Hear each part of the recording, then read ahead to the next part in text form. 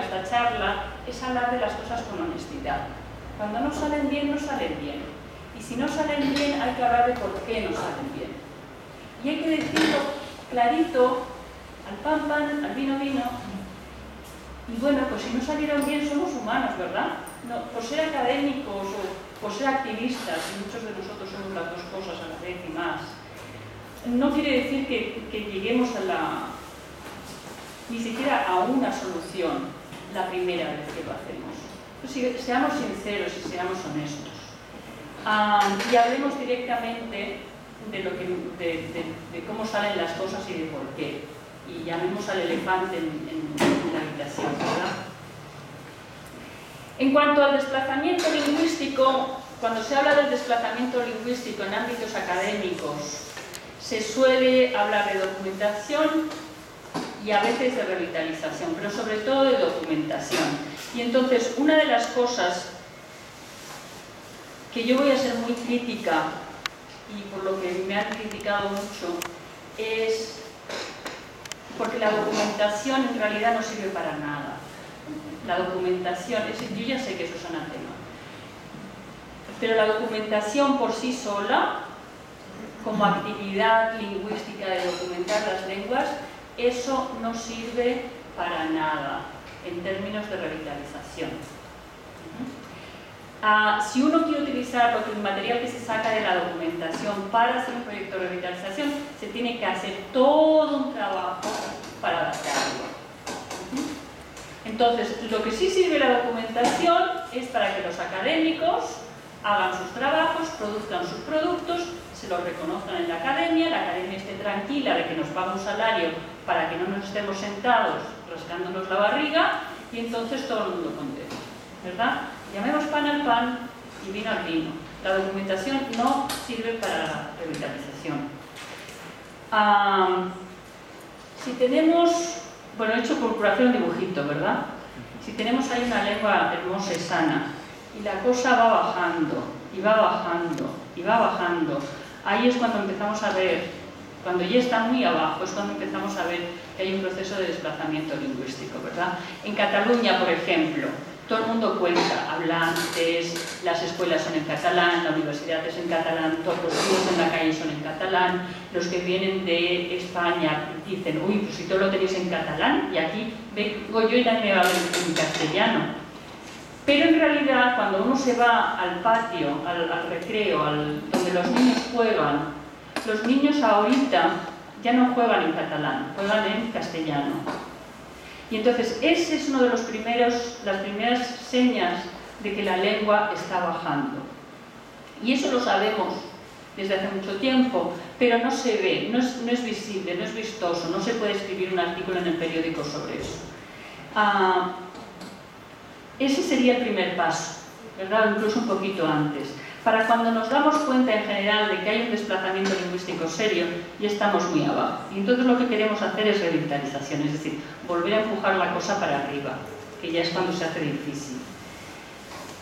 La documentación, porque como hay dinero para hacer documentación para estas lenguas, entonces todos nos ponemos al barco de la documentación, ¿verdad? Y decimos que la documentación va a servir para revitalizar esas lenguas en desplazamiento lingüístico. Mentira, mentira, mentira, mentira. Esa influencia de la documentación en esos procesos de revitalización no hay absolutamente ninguna evidencia, es decir, es más, hay evidencia de que no sirve para nada. Entonces, esos dos signos de interrogación son un poco irónicos, lo repito. Este juguetito es nuevo y yo no sé qué hacer cuando hace estas cosas. Entonces, después de hablar de esas dos cosas, hablemos un poco también de los actores.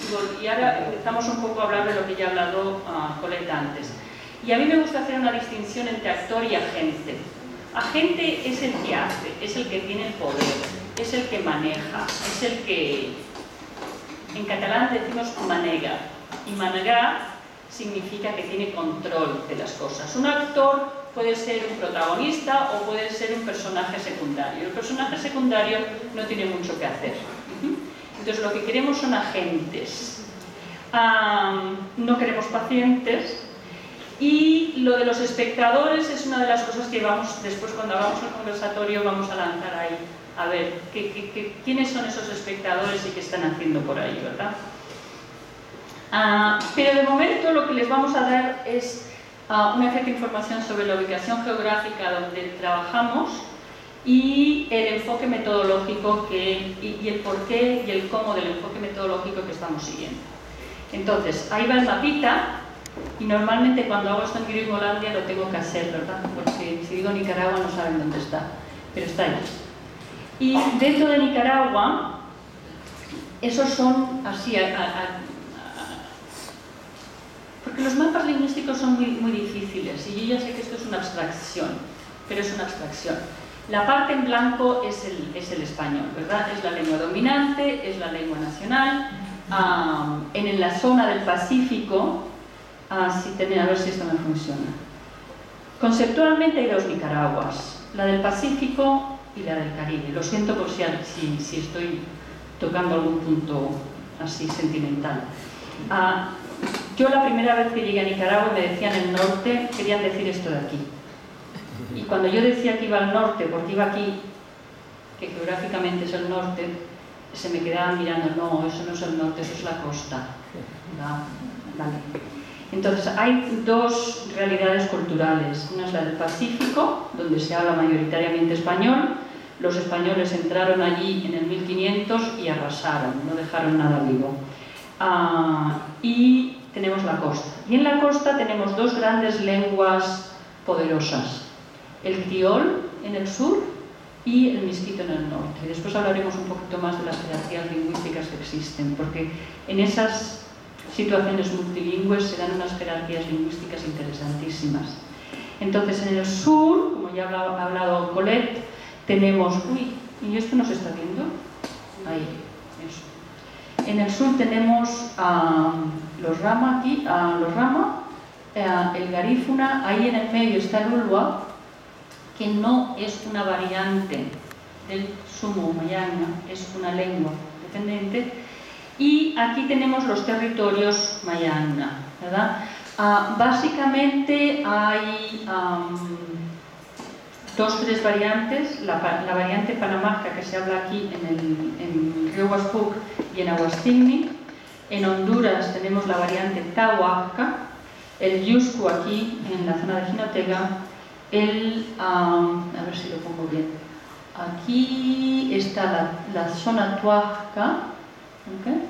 Y creo que ya hemos cubierto todo. Después volvemos a hablar de los territorios un poco con más detalle. Entonces, nosotras estamos aquí, en el medio. Y Elisa es de aquí, de Aguastigni, y trabaja en Digui. ¿Sí? Y yo vengo cuando me quiere. Entonces, la metodología activa participativa, ya la ha mencionado antes Colette, pero me gusta volver a hablar del por qué la usamos y en qué consiste exactamente. La llamamos PAR por las siglas en inglés, ¿verdad? Participatory Action Research. Déjame a ver si lo hace de una sola o dos. Hay tres componentes, digamos. Por un lado está la comunidad de lengua, es decir, los hablantes, de herencia o activos.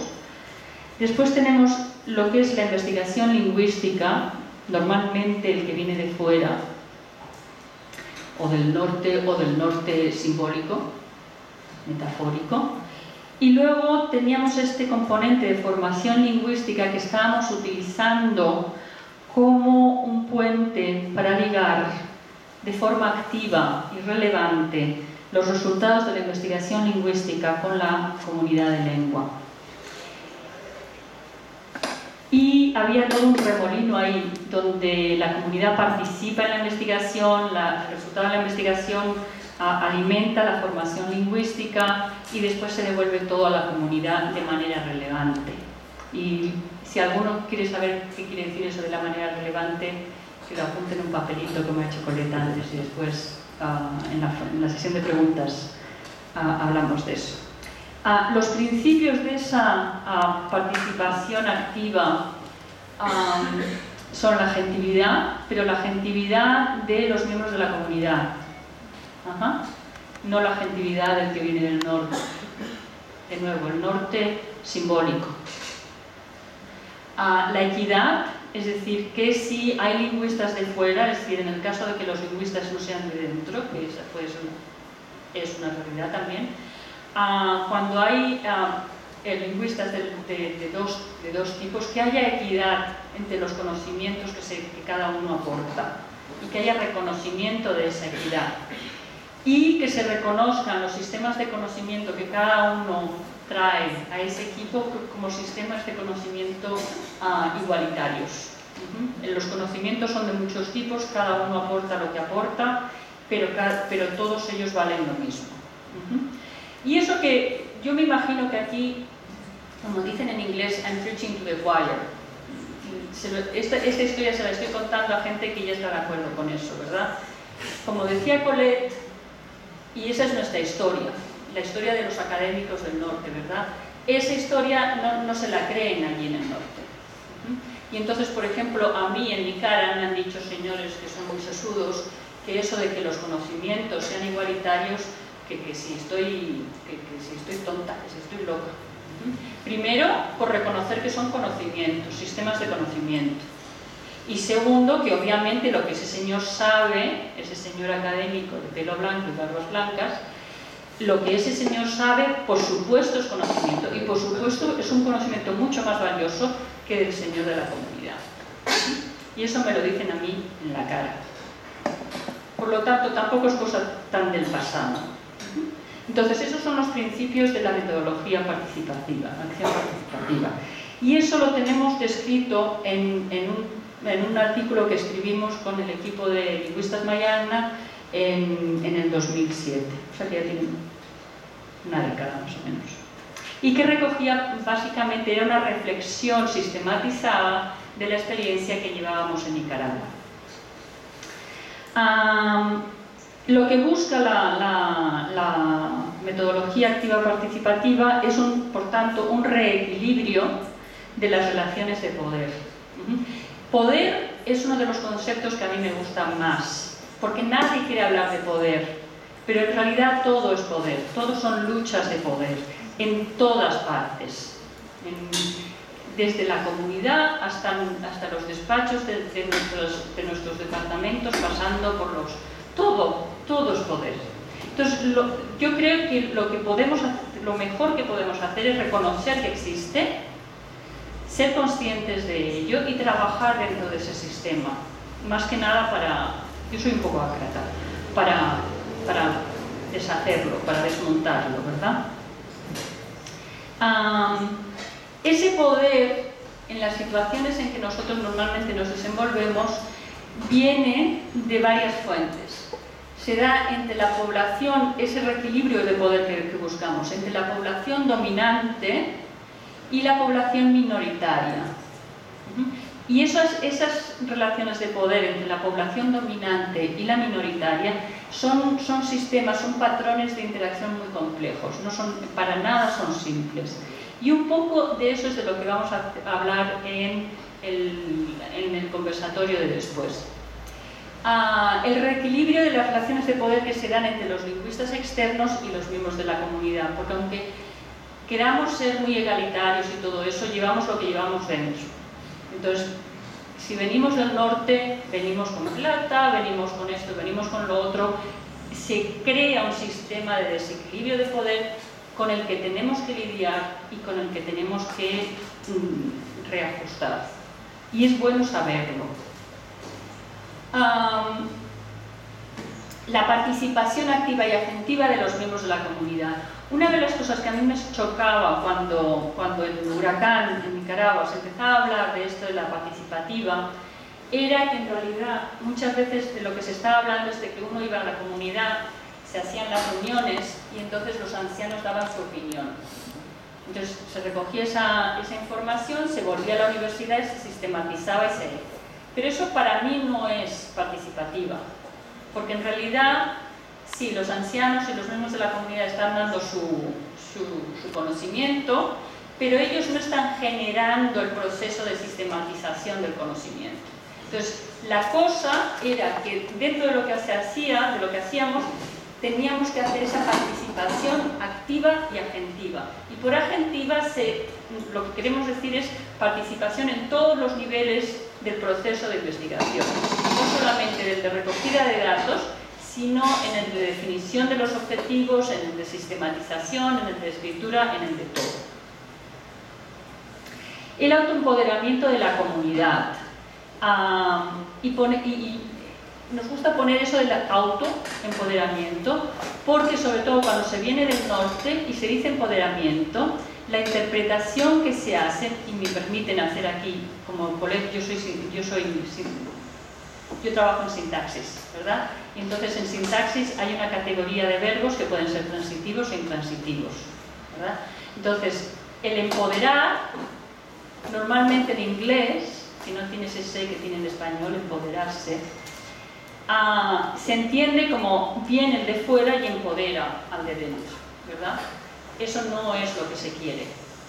El proceso que se tiene que obtener es el de autoempoderamiento desde dentro de la comunidad. Los propios miembros de la comunidad son los que agarran el poder y se autoempoderan. Es la misma historia que cuando se dice que Lincoln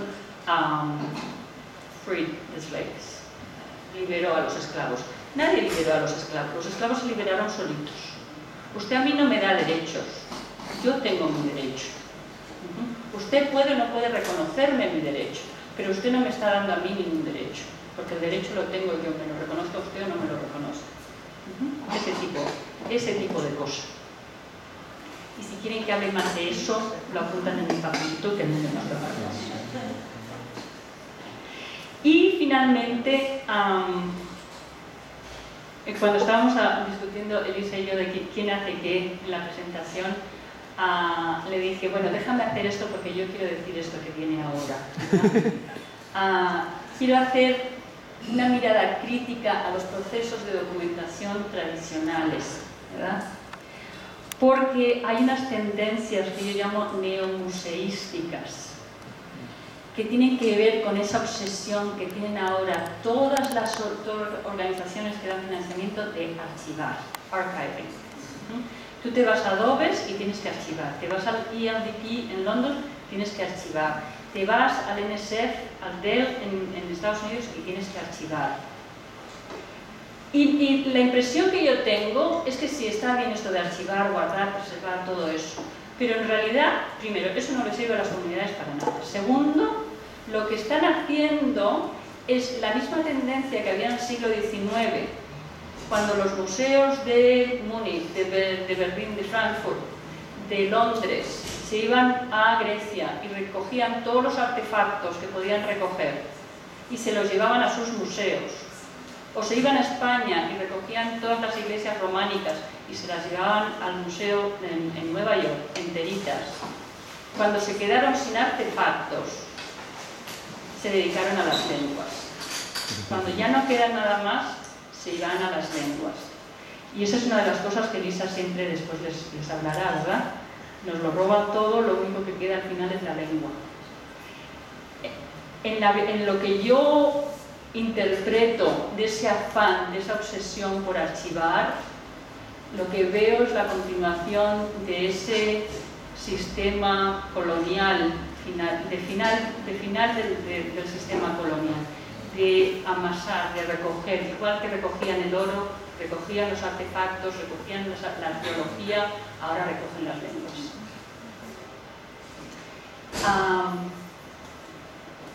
El foco principal cuando hacemos documentación no son las comunidades, es la profesión lingüística.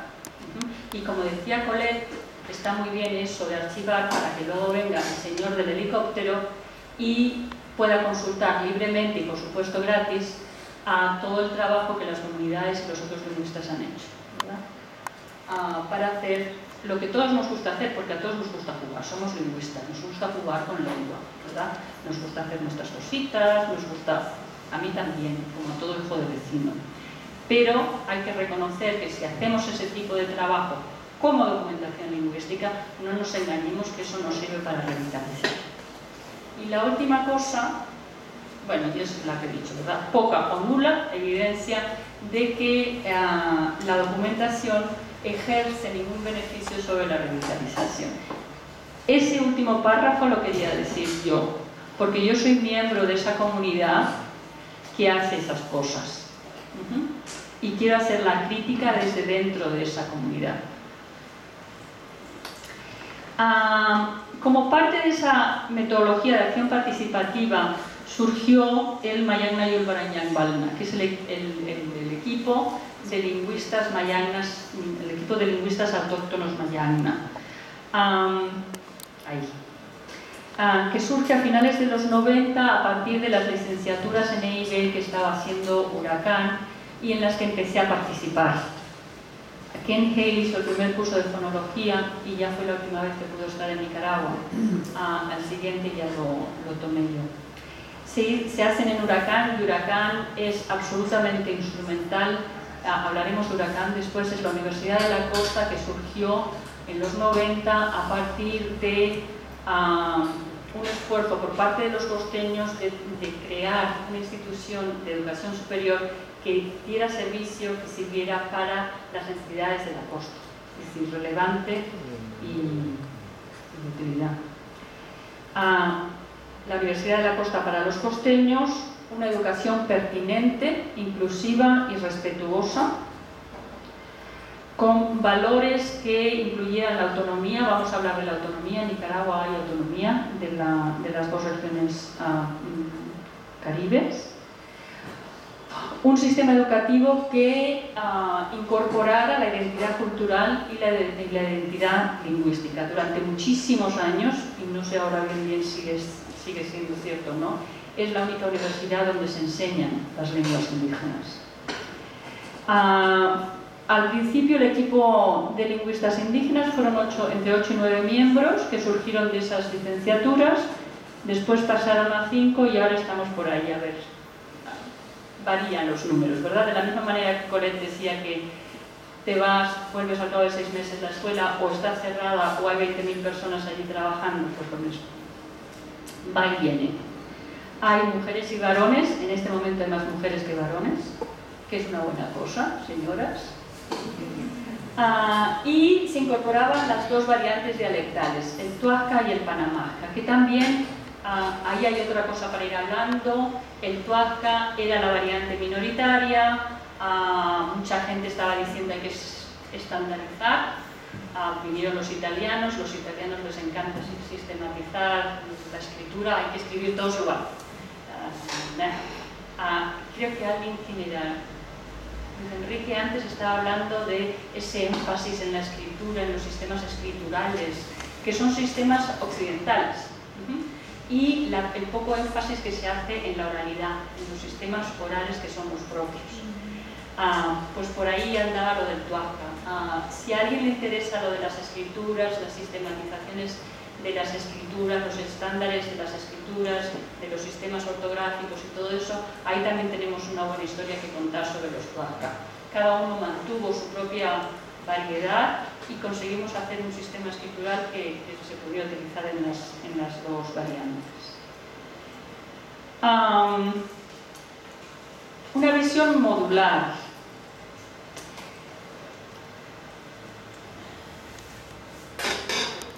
Ese es el equivalente del castillo. Bueno, yo interpreto como el castillo. Entonces ahí tenemos un montón de cosas ligadas entre sí. Y por supuesto hay más que esas cosas. Las etiquetas que ahora les voy a dar son las que hemos podido identificar, con las que hemos tenido que pelearnos, con las que hemos tenido que bregar, digamos que las más relevantes o las que han hecho más ruido o las que han causado más trouble. Una de ellas es el sistema escolar, ¿verdad? El Ministerio de Educación, que por supuesto es del Pacífico, no es de la costa, y el Sistema Nacional de Educación con el SEAC. El SEAC es el Sistema Educativo Autonómico Regional, que al final pudo ser incluido dentro del Sistema Nacional de Educación, como un subsistema. El sistema de formación de profesorado, ¿verdad? Muy interesante porque tenemos escuelas interculturales bilingües, pero no hay maestros con formación intercultural bilingüe, que lo compre quien lo entienda. El sistema universitario de educación superior, quién hay, qué se hace, todo eso. Los poderes políticos nacionales y regionales. Los poderes territoriales, que quiere decir los gobiernos indígenas, pero no los gobiernos indígenas tradicionales, sino los nuevos que se han creado. Y las jerarquías lingüísticas dentro de esos contextos multilingües, que es lo primero que vamos a hablar. Todo eso está ahí relacionado, probablemente hay más, y todo eso se mezcla en ese ecosistema social, de poder, lingüístico, etc. Entonces, vamos a hablar de esas áreas de poder, y el primero va a ser las jerarquías lingüísticas. Susan Norwood, primero les doy la lista. Las jerarquías lingüísticas, los poderes políticos, los gobiernos territoriales, el sistema escolar, la formación de maestros, el sistema de educación superior. Esos son los 6 circulitos de los que les vamos a decir algo. No quiere decir que sean los únicos. Las jerarquías lingüísticas. Susan Norwood en los 80, ella fue una de las pocas lingüistas que había allí en los 80, y ella dijo que había una jerarquía de lenguas y básicamente lo que hacía ella era decir, bueno, cuanto más arriba de la jerarquía estás, menos lenguas sabes. ¿Verdad? Piénsenlo ustedes. ¿Cuántas lenguas aprendieron ustedes de pequeñitos? ¿Cuántos aprendieron una? Pues todos ustedes están arriba de la jerarquía. ¿Verdad? ¿Cuántos aprendieron 2? 3. ¿Nadie aprendió 3?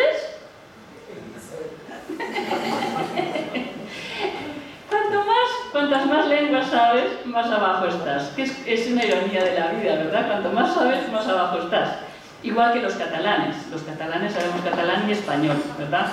Más abajo de la jerarquía que los de Madrid, que solo saben una. Igual que con los gringos, ¿verdad? Cuanto más arriba, si solo sabes inglés, es que estás mucho, mucho más arriba. Pues eso de la jerarquía hacia arriba es lo que descubrió, y creo que lo publicó en One, en la revista local. Luego, una de las cosas que descubrimos con el equipo es que esa jerarquía estaba relativizada, es decir, que no era una jerarquía única, que había una jerarquía en el norte y otra en el sur. Y lo que era muy curioso es que el misquito, que estaba arribita del todo en el norte, resulta que en el sur no lo estaba, porque en el sur quien está arriba es el criol. Y entonces eso, una de las cosas por las que se ve es el desplazamiento lingüístico. Es decir, en el norte los tuazcas se van al panamaca y los del panamaca se van al misquito. Todo el mundo se va para el misquito. Cuando hay desplazamiento lingüístico, todo el mundo se va para el misquito. Y en cambio en el sur, cuando hay desplazamiento lingüístico, todo el mundo se va para el criol.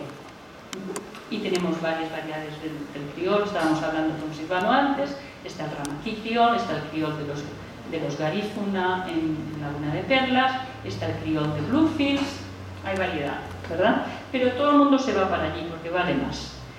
Lo que es muy interesante de todo eso es que, es que el español está ahí, y en la costa el español es como irrelevante, ¿verdad? Excepto en zona urbana. Dentro de comunidades en contexto multilingüe, el español no existe. El español está ahí, ¿verdad? Uno no se puede escapar de estar ahí. Pero nadie hace desplazamiento lingüístico al español.